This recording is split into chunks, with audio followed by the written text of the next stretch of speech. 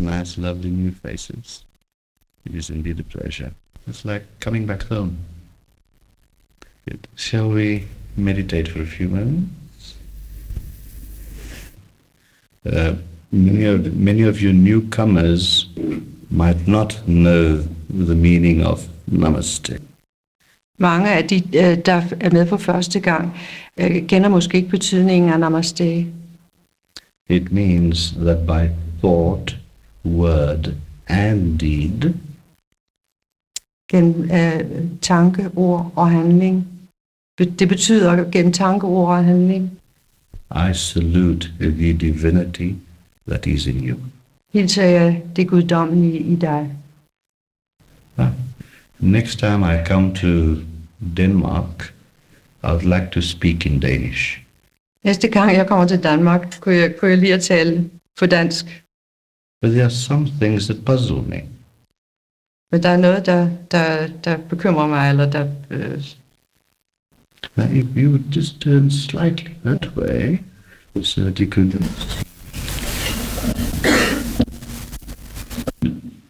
The thing that puzzles me most is the O you have with a stroke through it.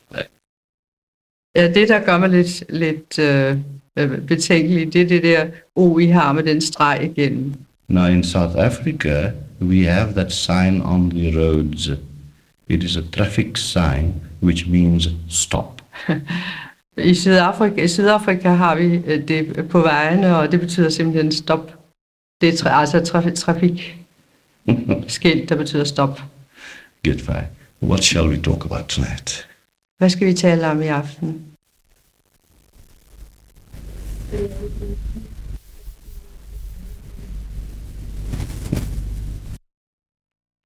Kære Gurus, hvad er reality, virkelighed, den sande virkelighed? It means when you ask what is reality, you are asking at the same time what is unreal. Når du spørger, hvad er virkeligt, så spørger du samtidig, hvad er uvirkeligt? Now, if we do believe that there is a reality and a unreality, hvis vi tror, at der er en virkelighed og en uvirkelighed, then we would have to find out what constitutes both. så må vi finde ud af, hvad de begge to består af. Is reality really real? Er virkeligheden virkelig? And is unreality really unreal? Og er uvirkeligheden virkelig uvirkelig? So our problem remains how to differentiate between reality and unreal. Så det problem, der bliver tilbage for os, det er at skelne mellem virkelighed og uvirkelighed. To be able to understand the reality, one needs an understanding. For at forstå virkeligheden, må man forstå. For understanding is the basis of discrimination. For forståelse er grundlaget for, at man kan skelne. For many times, a real thing can be misinterpreted to be unreal. For mange gange kan noget virkeligt, hedder det ord, fortolkes forkert. Excuse me, Guruji, I didn't catch that. What I'd like to say, any of you that would catch on a word, please help. Yes. Okay, you're most welcome to join. Ours is a family. Fine. In order to know the difference, we got to have the power of discrimination.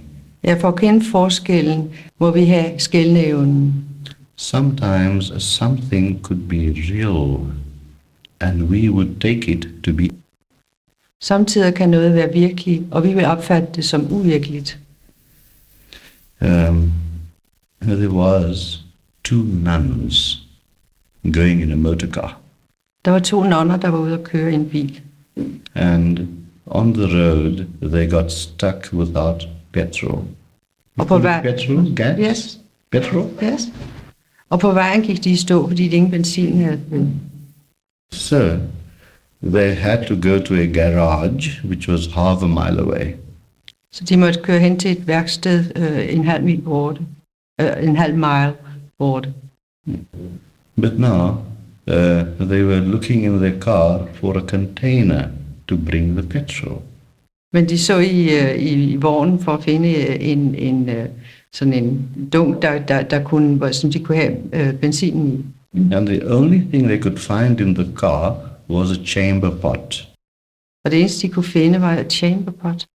Nej, natpotte, ja, selvfølgelig. What do you call it? Natpotte. Natpotte. Yes. I'm learning Danish. So they took this chamber pot and went to the garage and brought petrol. Og så de tog natpotten og gik hen til værkstedet for at købe benzin. And they were pouring the petrol into the car. Og hældte benzin ned i bilen. Now at this very moment, a few young men were passing by. I det øjeblik gik et par unge mennesker forbi. So this one young man stood there watching the nun. Altså den unge mand stod der og kiggede på den her nonne. And he says, "Madam, I don't think this will work." Fru, jeg tror ikke det her kommer til at fungere. But I admire your faith. Men jeg beundrer deres tro. Jeg synes, jeg kan høre noget, der går ud. Ja, måske. Excuse me, please. That's okay, love. Oh, there we have you doing. Namaste. Would you take up here?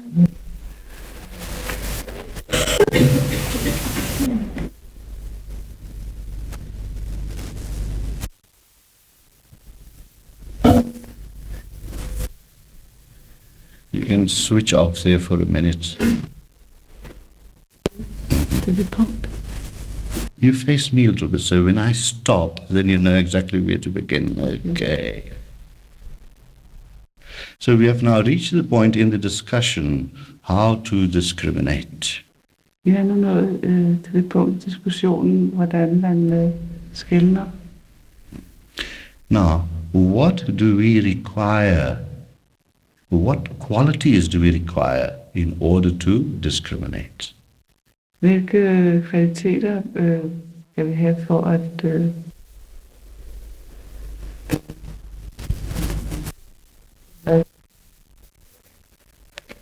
Now, what are the mechanics of the mind that allows us to discriminate?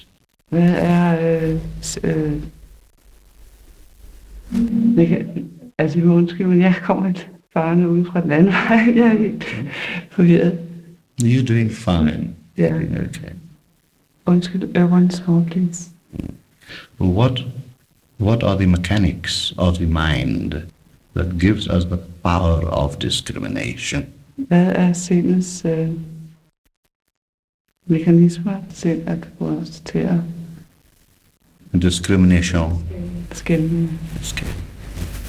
Fine. Ja. Now, Jeg vil gerne bare i 5 minutter, fordi She's just arrived. I know that she's been rushing. I can see that. I can see that she. just for a You'll little. be all right. Yes. Whatever. To me, it's all the same.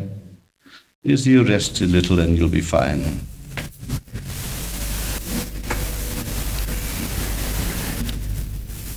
Now, psychologists have not understood what the mind is all about. Psykologerne har ikke forstået, hvad sindet egentlig drejer sig om. They've only reached the shore of this vast ocean of the mind. Vi er kun lige nået til kysten af dette uendelige, sindets uendelige ocean. They've only dipped their toes in this vast ocean. De har kun lige dyppet tæerne i dette enorme ocean. Now, according to ancient science, Ifølge tidligere gammel videnskab, we have the conscious mind, we have the subconscious mind, and we have the superconscious mind. har vi det bevidste sind, det underbevidste sind og det overbevidste sind.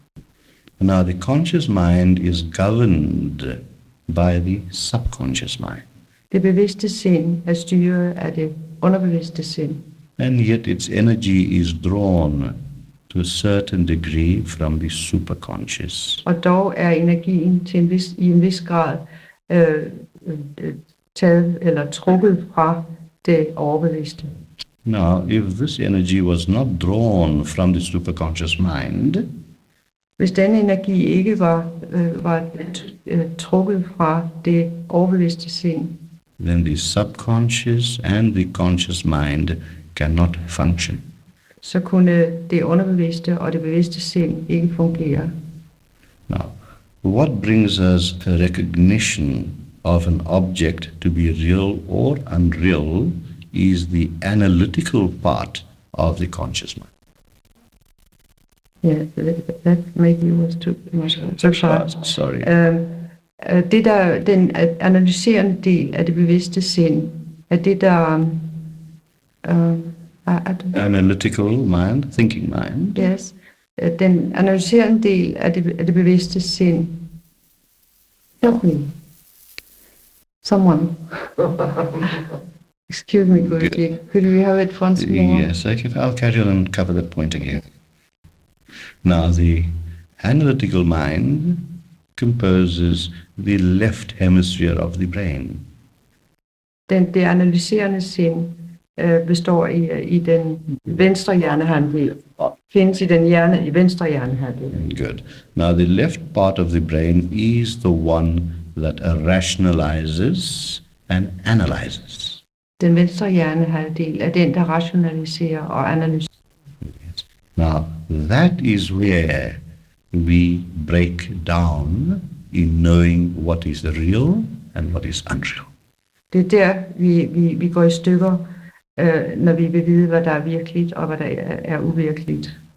Because the conscious mind, being governed by the subconscious, can only be influenced by the subconscious mind. For det bevidste sind kan kun influeres af det underbevidste sind, fordi det er styret af det underbevidste sind. And through millions of years of existence, Og gennem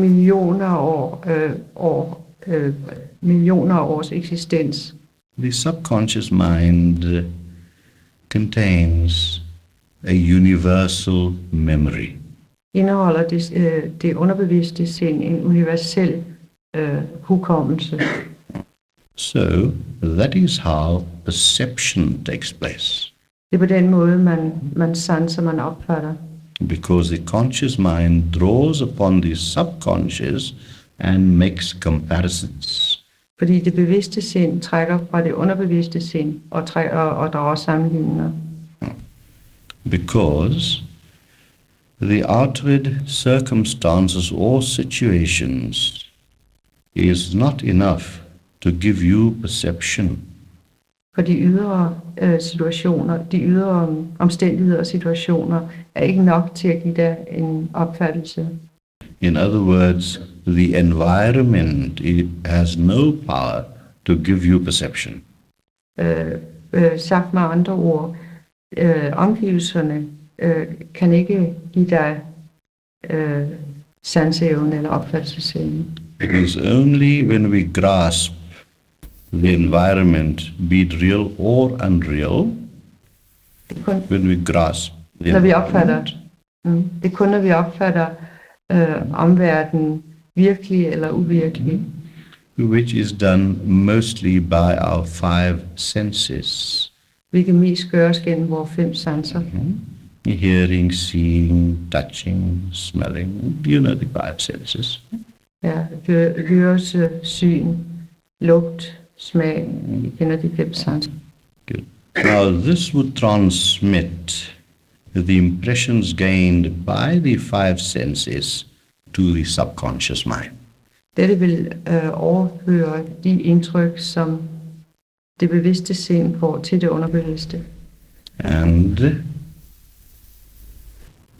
these impressions gained from outside, reaching the subconscious mind, makes a comparison. Og disse indtryk, vi får udefra.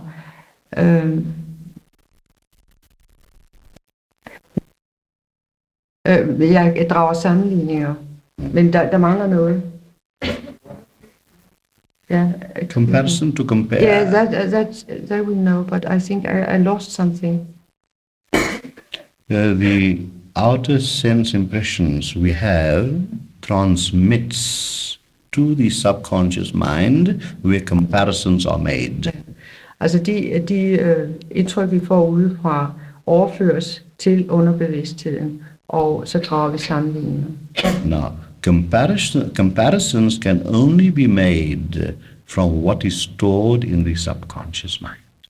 Og sammenligninger kan kun drages ud af det, der i forvejen er oplæret i underbevidstheden. And that is how perception, conception and recognition occurs.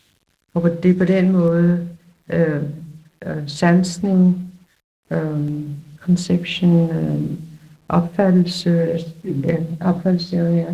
and the last one, erkendelse. Recognition. Ja, erkendelse finder sted. Right. So this would mean that first you perceive by the various energies transmitted to the subconscious mind. Det vil sige, at du først opfatter gennem de forskellige indtryk i det underbevidste sind. Good.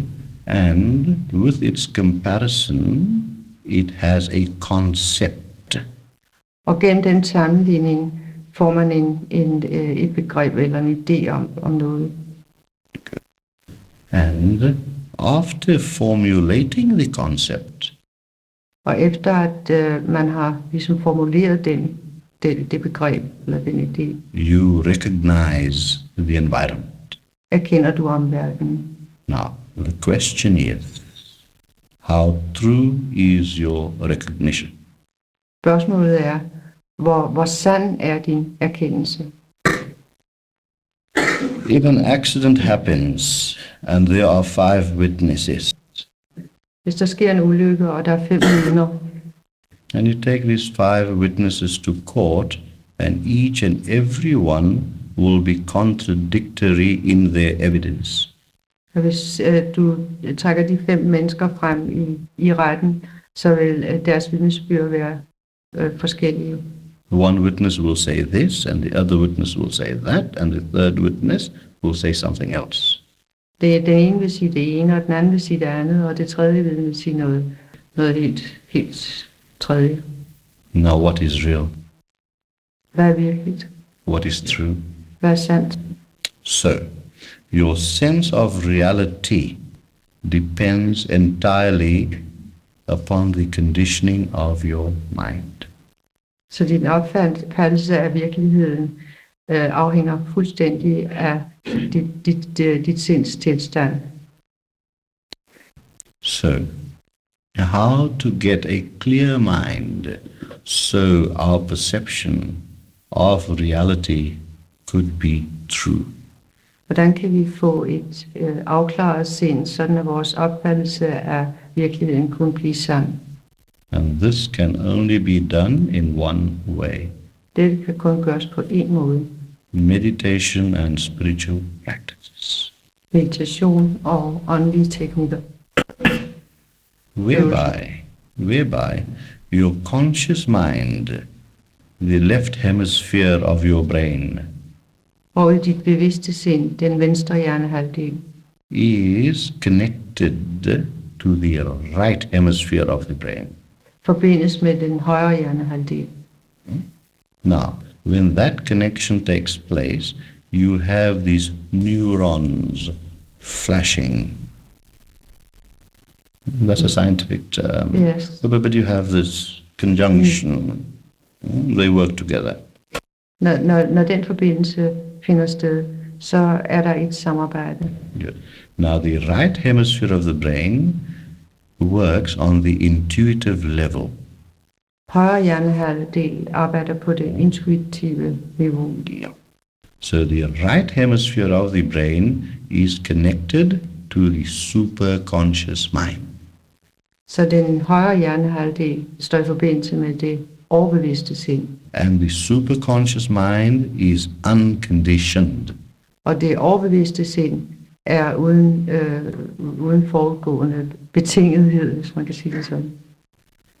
The superconscious mind is like a clear mirror Det overbevidste sind er som et klart spejl, that does not contain all the impressions you have gathered in so many lifetimes. som ikke indeholder alle de indtryk, du har samlet gennem så mange liv. While the subconscious and the conscious mind, to repeat again, is composed of impressions. Hvorimod det bevidste sind og det underbevidste sind, for at gentage det, er sammensat af indtryk. It is composed of impressions, of sanskaras, of karma. Af indtryk, samskara, karma. So man has the God-given ability to reach directly to the superconscious level of the mind. Så mennesket har den gudgivende evne til at nå det overbevidste sind By spiritual practices. gennem åndelige øvelser. In other words, you form a direct line from the conscious mind to the superconscious mind and bypassing the subconscious. Med andre ord, du får en direkte forbindelse fra det bevidste sind til det overbevidste sind og går uden om det underbevidste. And therefore, every person on earth Og derfor vil et hvert menneske på jorden has the ability to know what reality is in this lifetime. have evnen til at kende virkeligheden i dette liv. And that is why all the theologies of the world talk about hope, Det er derfor alle teologier i verden taler om håb, courage, mod, strength. styrke. It is all there within you, Det er der alt sammen inde i dig. just to be unfolded. Det skal bare udfoldes. Reality is within you, Virkeligheden er inde i dig, and so is unreality. og det er uvirkeligheden også. Now, is there anything which is unreal? Er der noget, der er uvirkeligt? I see in Denmark people are very fond of lighting candles. Jeg kan se, at her i Danmark er folk meget glade for at tænde lys, And I find it very beautiful. og det finder jeg meget smukt. I was sitting having dinner last night with Karen in her home with a family. Jeg sad i går aftes og spiste middag med Yeah. familien. The candle was burning, Lyset brændte, var tændt, and it was placed in a container. og det var anbragt i en beholder, altså en lysestage. The candle was giving light all around, Lyset spredte lys over det hele. but then my eyes reached under the container and there was darkness. Og jeg kom til at kigge under lysestagen, og der var mørke. Is that darkness real? Er det mørke virkeligt? What created the darkness? Hvad skabte det mørke? The light. Lyset. So there is reality and unreality. Så der er virkelighed og uvirkelighed. They both have to coexist. Begge må eksistere samtidig.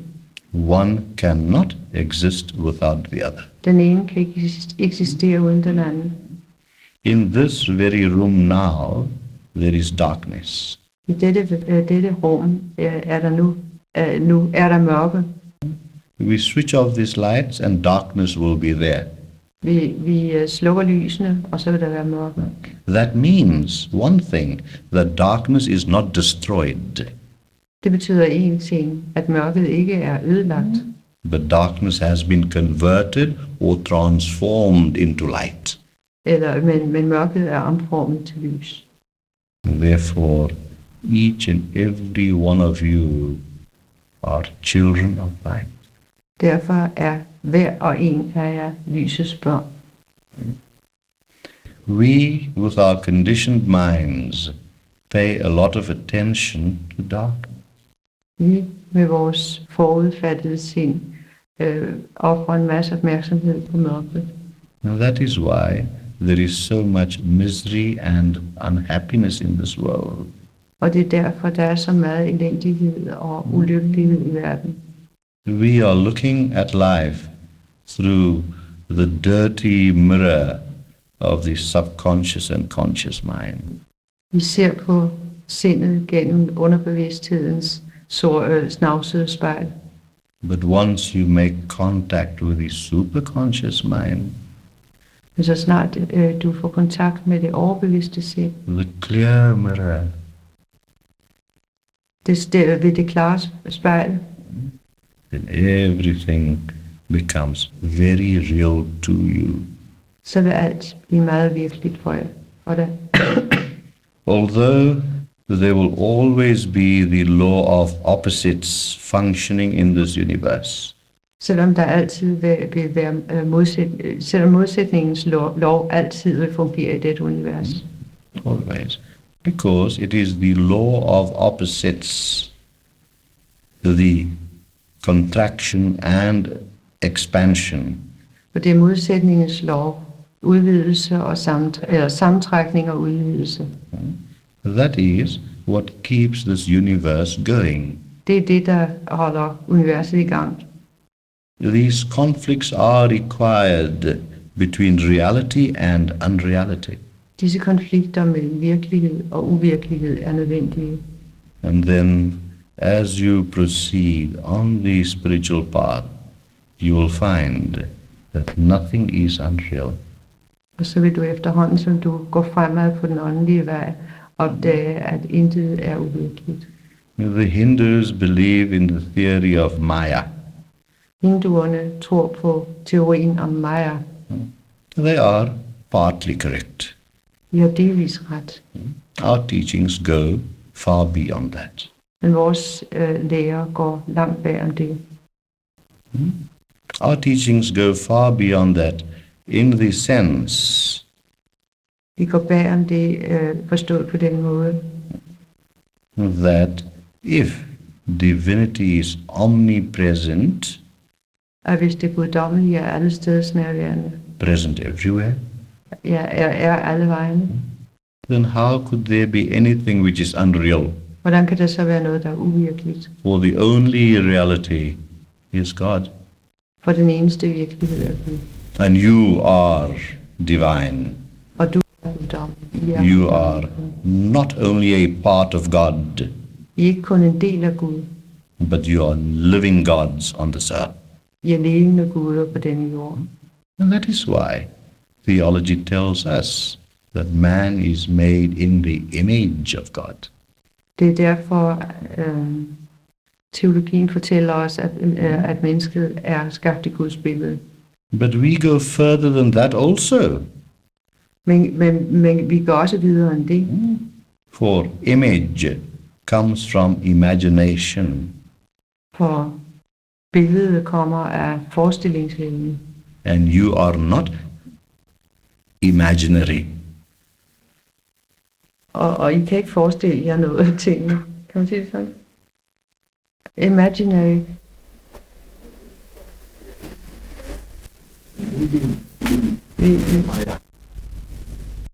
Vi kan ikke... Vi har ikke evnen til at forestille os tingene. You are real. You are not something that comes from the mind. I er noget virkeligt. I er ikke bare noget, der er skabt af sindet, der kommer fra sindet. So images comes from imagination, and you are not imaginary, so therefore you are real. Forestillinger kommer af forestillingsevne, og I har ikke evnen til at forestille jer tingene, og derfor er I virkelig... Nej, det er vist noget slud, ikke? No, det er ikke årsag. You see, and yeah, that is okay. It's okay, chit chat. And that is why, because of these different beliefs, the religions keep on fighting with each other. Og på grund af forskellige former for tro bliver religionerne ved med at bekæmpe hinanden. And what we are trying to find is harmony Og det vi prøver at finde er harmoni amongst all the religions. mellem alle religioner. There was this woman Der var en kvinde, whose daughter was getting married. hvis datter blev gift.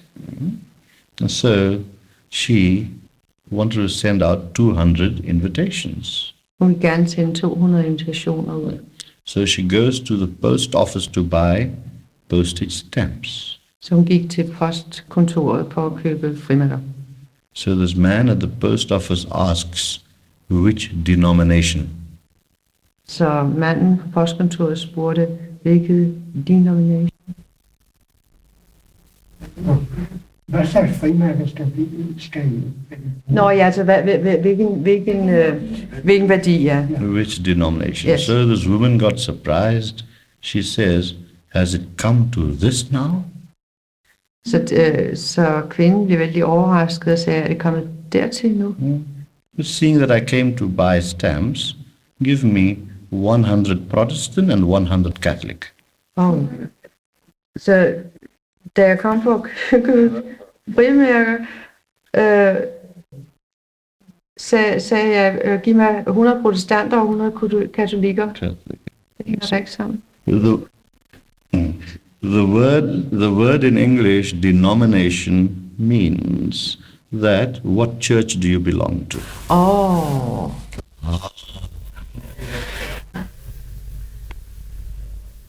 Telling that? Yes. Denomination på engelsk, det betyder, det har den betydning, det betyder, hvilken kirke tilhører du? Hvilken religion tilhører du? Ja, det betyder nemlig også værdi, ja. So when in English you ask someone which denomination, then you would say Protestant, Catholic, or Baptist, or whatever. Når de spørger, hvilke pålydende, kan man da måske sige, så vil de svare katolik, protestant. So we have reached the point to say that man is divine in himself. We have reached the point to say that all this that is existent is not an illusion. It is not Maya. Vi er nået dertil, at vi kan sige, at sorry, Guruji, but I forget about the first sentence. We have reached the point to say that man is divine. Vi er nået det punkt, hvor vi kan sige, at mennesket er guddommeligt. Because God is omnipresent. For Gud er allestedsnærværende. And if he is omnipresent, then everything is real. Og hvis han er allestedsnærværende, er alt virkeligt. We've also reached the point to say that it is not Maya or illusion. Vi er også nået dertil, hvor vi kan sige, at det ikke er Maya eller illusion. Now, what is illusion? Hvad er illusion? That is the unreality of life.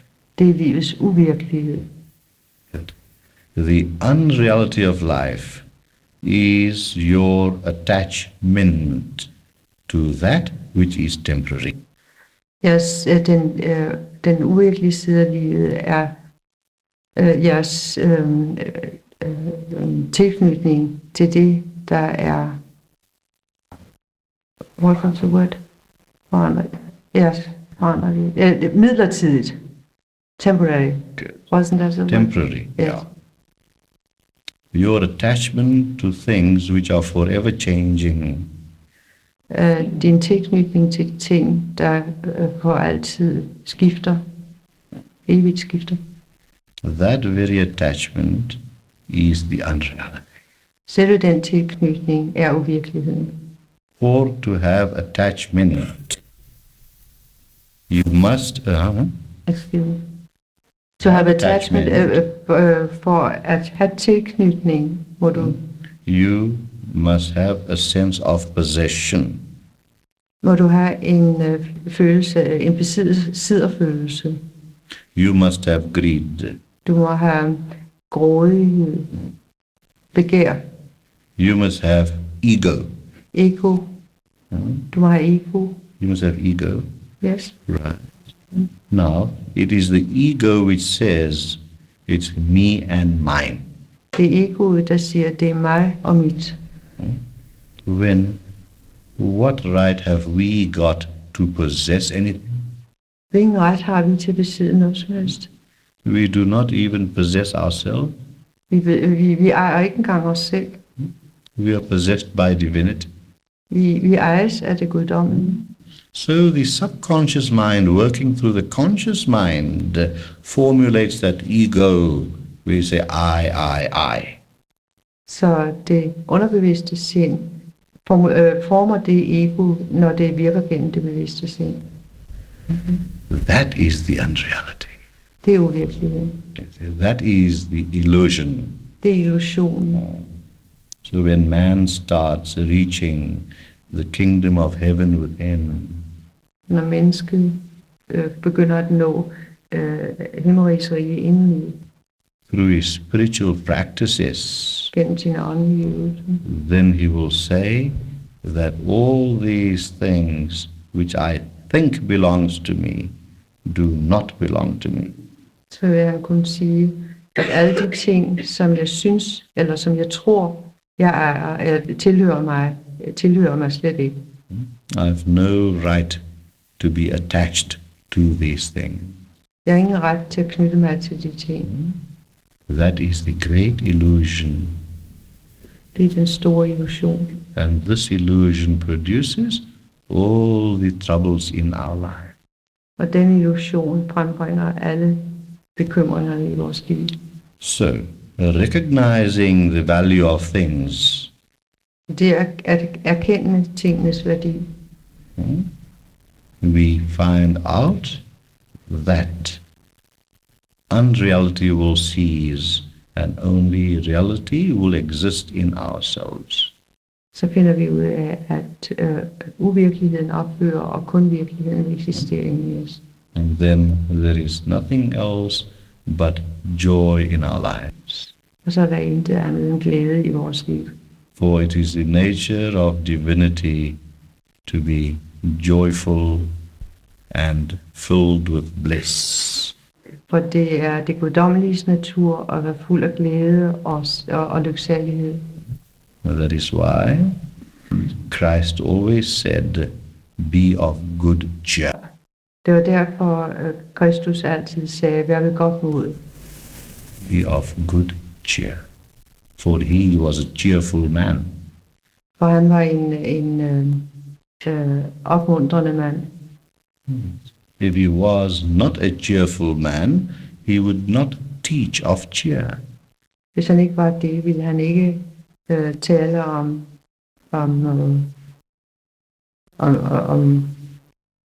det at være ved godt mod. Fine. So, now, what does this all mean?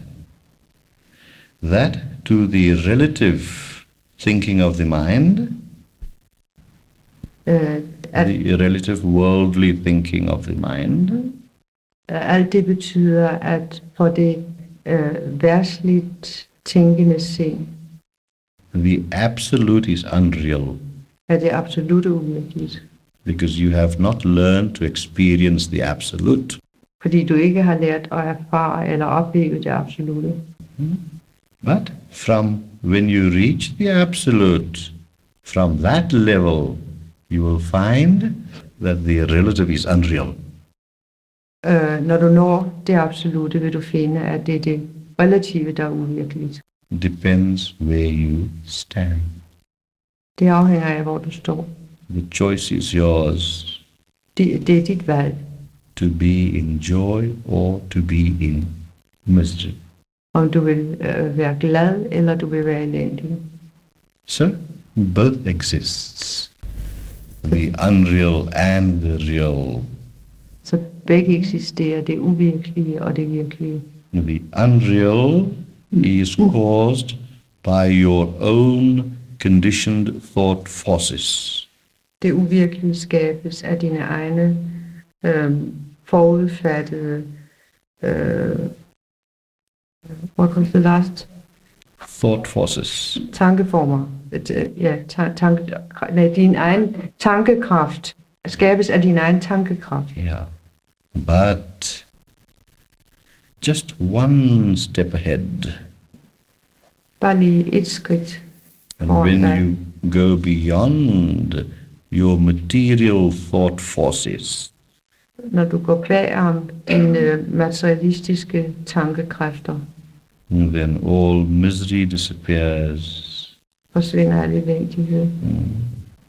And you would say, Og du kan what sige, is this world? hvad er denne verden? It is real and at the same time not real.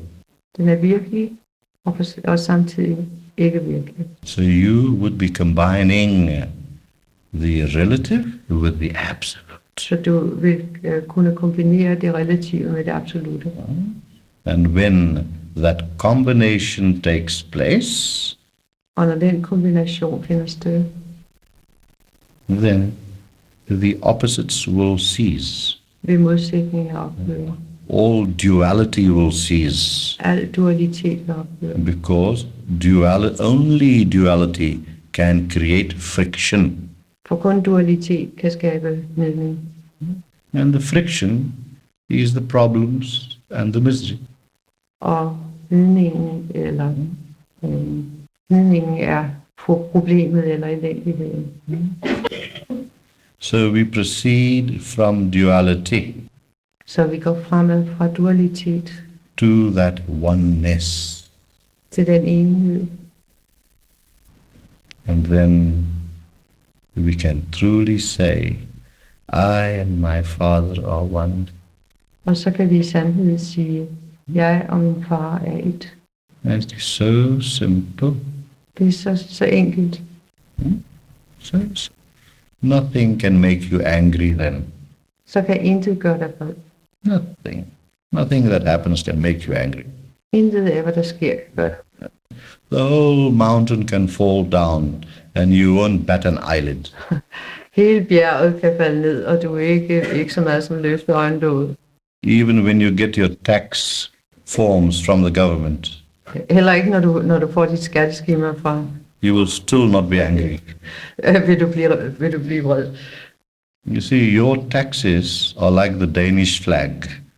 Jeres skatter er som det danske flag. When you discuss the high taxation here, you become red with anger. Når du diskuterer de høje skatter her, bliver du rød af ejerskab. And then, after you pay the taxes, you turn white, all your blood disappears. Og efter du har betalt skatterne, så bliver du helt hvid, og alt blodet forsvinder. But living in the relative world, we have to bear the cross which is on your flag. Men da vi lever i den relative verden, må vi bære det kors, som er i jeres flag.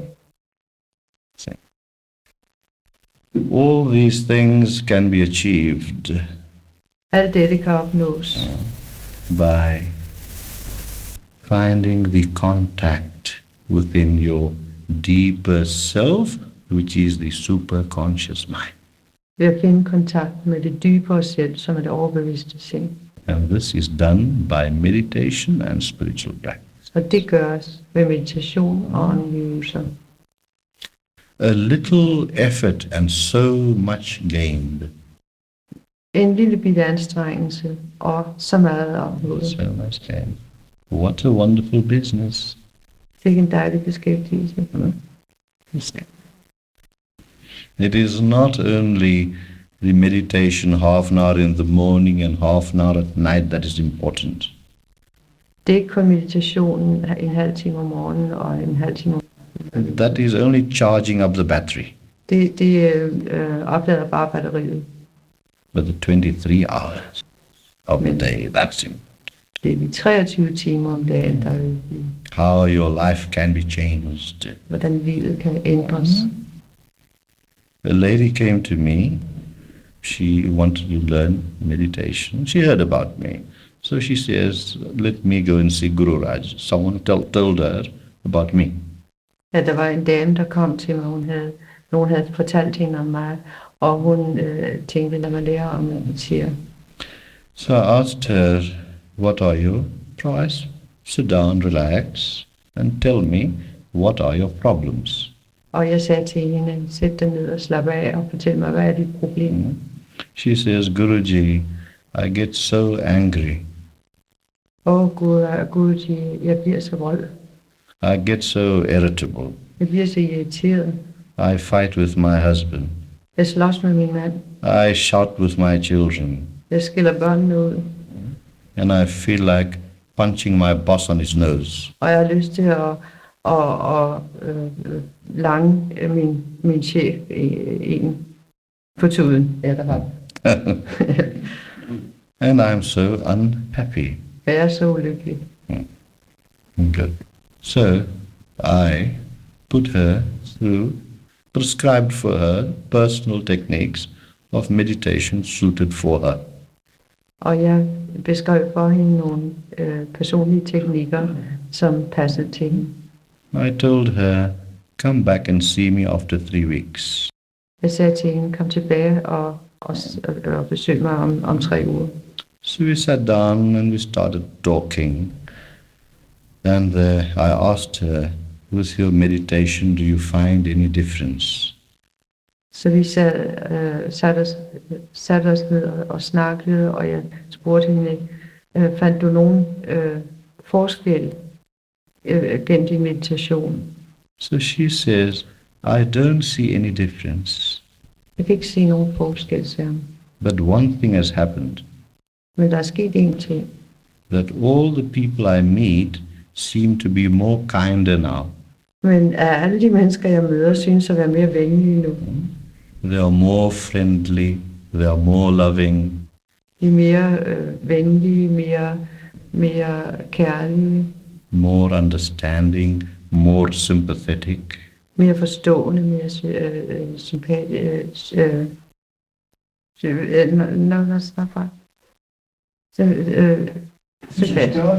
Ja, de viser større sympati.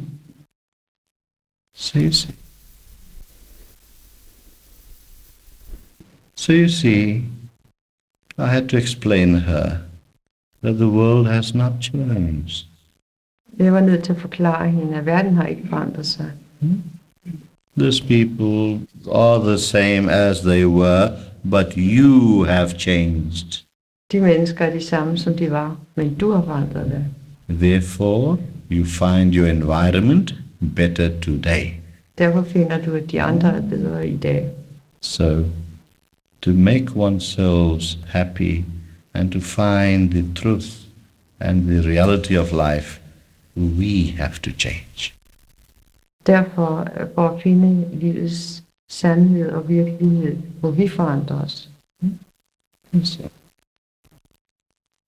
If you go back to the time when Krishna lived 5,000 years ago, Hvis du går tilbage til den tid, hvor Krishna levede for 5.000 år siden, if you go back to the time when Christ lived 2,000 years ago, hvis du går tilbage til den tid, da Kristus levede for 2.000 år siden, and in today's age, people have remained the same.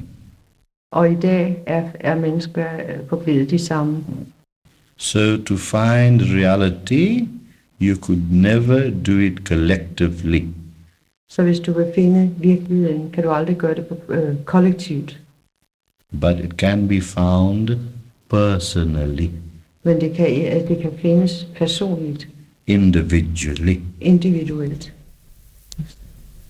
And then you will wake up and say, how beautiful this world is. Og så vil du vågne op og sige, hvor er verden dog smuk.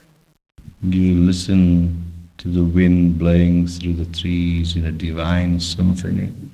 Vi lytter til vinden, der blæser i træerne, og så blæser en guddommelig symfoni i træerne. The twittering of the birds would be the finest music for you. Fuglenes kvider vil blive den dejligste musik for jer. And the flowers will attain a greater beauty, a greater depth of color. Og blomsterne vil have en større skønhed, en større farvedybde. And you'll find that people are not bad by nature. Og I vil finde ud af, at folk er ikke dårlige af natur. You go beyond all that, Det går ikke bagom. and you can only see divinity all around you. Og I kan kun se guddommelighed alle vegne. Then you will know the meaning of the peace that passeth all understanding. Så vi forstår meningen med freden, der går ud over al forstand. Although you will use your conscious mind for analysis and understanding, Selvom I benytter jeres bevidste sind til analyse og forståelse, your superconscious mind, which is the reality within you, vil jeres overbevidste sind, som er virkeligheden i jer, takes over tage magten and makes you observe through your senses and your conscious mind that everything is beautiful, beautiful. Det får jer til at opdage, at alt omkring er bare smukt. And that is the true reality. Og det er den sande virkelighed. That is the true nature of man. Det er menneskets sande natur. That is his God-given inheritance. Det er hans gudgivende arv. Nothing will trouble you, Intet vil bekymre jer. because you could see that all this too must pass. Fordi I kan se, at alt det må også bare passere. And after all, how long are we here? Og når alt kommer til alt, hvor længe er det her sådan? 70 years and 10 is the flicker of an eyelid compared to eternity. 70 år er som et blink med øjenlåget i sammenligning med evigheden. For all this too must pass. For også alt det må også forgå. There was this American student who went to Israel for a holiday. Der var en amerikansk student, som tog til Israel på ferie. And he had read some books of a very well-known rabbi, Jewish priest. Han havde læst en bog af en meget velkendt, meget velanset eller velkendt rabbiner. So passing that down, he thought that seeing that I have read so many books of this rabbi, let me go and visit this rabbi. Så han passerede byen og gennem hans by og tænkte, nu har jeg læst så mange bøger af den rabbiner, og lad mig gå og besøge ham. So he visited this rabbi and they started talking. Og han aflagde ham en visit, og de begyndte at tale. After a while, this American said to the rabbi, sorry, I was just passing and I did not bring you anything. Og efter et stykke tid sagde amerikaneren til rabbineren, jeg er ked af, at jeg kom og aflevede visit, men jeg er ked af, at jeg ikke bragte noget. Because there is a Jewish and an Eastern custom that you go and see a holy man, you always take a little gift, one flower or whatever. Ja, det er en gammel jødisk og en gammel indisk skik, at når du kommer og besøger en hellig mand, har du altid et eller andet med, måske en blomst eller... Yeah, that is an old custom. Det er en gammel skik. But this American said, Rabbi, I was just passing by. Men amerikaneren sagde, rabbiner, jeg kom bare forbi. And in further talk, this American mentioned, Rabbi, why is your room so empty? Og da de havde talt lidt længere, så siger manden til rabbineren, hvorfor er dit værelse så tomt? No furniture, room was empty. Ingen møbler. So the rabbi replies, my son, I am also just passing by. Og rabbineren sagde til ham, min søn, jeg er også bare på vej. See? So we are just passing by. Så er vi bare på vej. Vi går bare forbi. Reality can only be experienced Virkeligheden kan kun opleves, when we can reach beyond the thinking mind.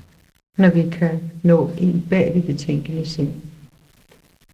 Then you experience reality. Så oplever du virkeligheden. But experiencing that reality, it will be brought into your daily life. Men når du oplever den virkelighed, vil den blive bragt ind i dit daglige liv. I always give an example Jeg giver altid et eksempel. that if you spend half an hour in a perfume factory, you must come out smelling like perfume. Hvis du tilbringer en halv time i en parfumeforretning, må du komme ud af den forretning og lugte parfume.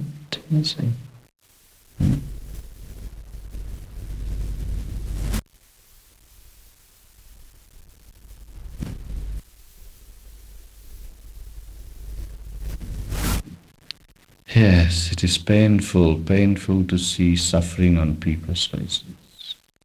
Det er smertefuldt at se lidelse i menneskers ansigter, Which is not necessary. og det er ikke nødvendigt. Just one step, Kun et skridt. one. Et skridt. And the joy of life could be found, truth can be found, the reality can be found. Og livets glæde, sandheden og virkeligheden kan findes. And you have found God. Og så har du fundet Gud. Health would improve. Helbredet bliver bedre. You might have many diseases, but you will be strong. Du kan have haft mange sygdomme, men du vil blive stærk. You can live to a ripe old age Du kan leve til du kan blive meget gammel, if your mind is at peace. hvis dit sind er i ro. There was this man who turned 100 years old. Der var en mand, som blev 100 år gammel. So they arranged a television interview with him. De arrangerede et fjernsynsinterview med ham. So the interviewer asked this old man, "What is the secret of your long life?" Intervieweren spurgte manden, hvad er hemmeligheden ved dit lange liv? So the old man replies Den gamle mand svarede, that, "Oh, that is easy. I just keep on breathing." det er let, jeg bliver bare ved med at trække vejret. Then there was this other old man who also turned 100. Så var der en anden gammel mand, som også And also interview on the television. blev interviewet i fjernsynet. So after the interview was over, the man who interviewed congratulated the old man. Så efter interviewet gratulerede intervieweren den gamle mand. So he says, "I do hope to see you next year in the television studio. Congratulations." Jeg håber at se dig næste år i fjernsynsstudiet. Tillykke. So the old man replies, "I don't think that is impossible." Den gamle mand svarer, jeg tror ikke, det er umuligt. Because you, Mr. Interviewer, look healthy enough to me. For de her interviewer ser sund nok ud for ser sund nok ud. Yeah. Now, I've given a lot of talks on the nature of reality. Jeg har givet mange taler om virkelighedens natur. And tonight I spoke from a different angle. I aften talte jeg så jeg det fra en anden side. And I would definitely recommend you to get some of those other tapes on reality and listen to them. Og jeg vil anbefale dig at få nogle af de andre bånd om virkeligheden og lytte til dem.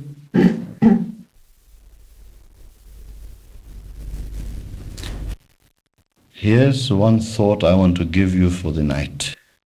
En tanke vil jeg give jer på denne aften. Eller på den anden. This thought comes from the Upanishads. Denne tanke kommer fra Upanishaderne. Listen carefully. Lyt godt efter. The universe is unreal. Universet er uvirkeligt. God is real. Gud er virkelig. The universe is God. Universet er Gud.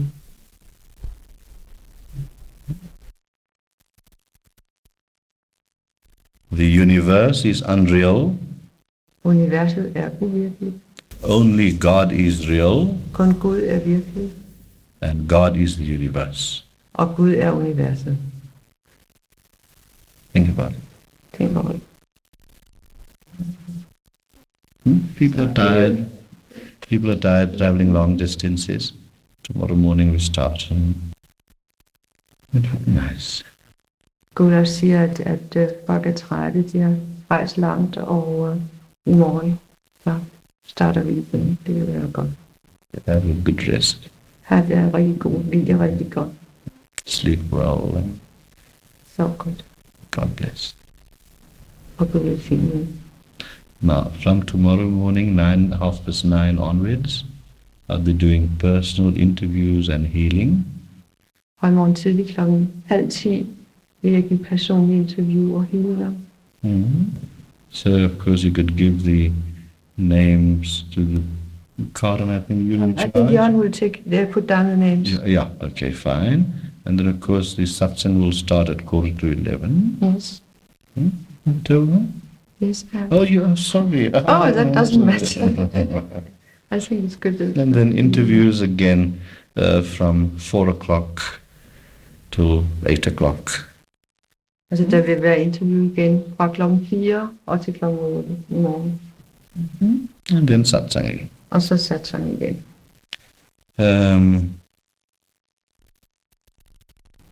Tomorrow night, tomorrow's Friday. Yes. Tomorrow's Friday. We'll be having a communion practice. I morgen aften vil vi have communion praksis. And of course, Karen will tell you, what you do before coming to communion practice. Saturday morning. I just have to... Yeah, please. Altså, I vil få besked om, hvad I skal gøre i den anledning. Og så lørdag morgen. Yeah, and Saturday morning I will be leading the chant. Og lørdag morgen vil jeg Gud også lede chanten. Fine, good. And then we are here till Sunday afternoon. Og så er vi her til søndag eftermiddag. After lunch. I think, I hope we can have a satsang at 3 o'clock. Yeah, I don't mind. Oh, very good. I'm a big babble mouth, Blah, blah, blah, blah, blah, blah. I don't mind.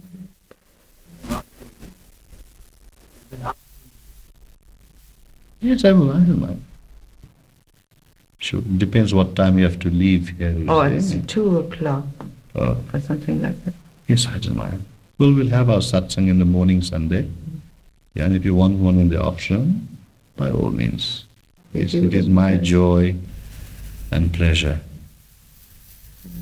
Okay. Det er min glæde og fornøjelse at give satsang. I hvert fald søndag morgen vil vi have en satsang. To share my heart with you. Og dele mit hjerte med jer.